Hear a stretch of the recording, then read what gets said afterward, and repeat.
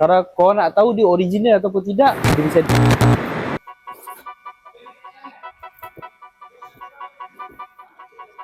Okay guys, kita baru restock lagi minyak manol dekat semua cawangan emisi. Korang boleh nampak, ni minyak manol. Kita restock untuk korang yang selalu support kita untuk pakai minyak manol.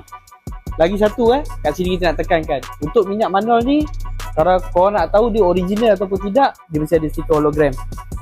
Okay, kalau korang beli minyak, korang boleh scan QR code untuk dapatkan produk imitation dia, confirm original.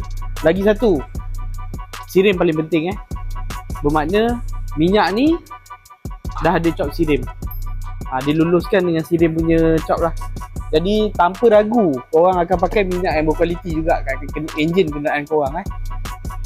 Korang boleh dapatkan semua minyak manol ni kat semua cawangan emisi kita, Taman Saintek, Kota Masai dan juga Bandar Penawar. Tiga-tiga cawangan dah restock. Jadi korang tunggu apa lagi? Jom emisi.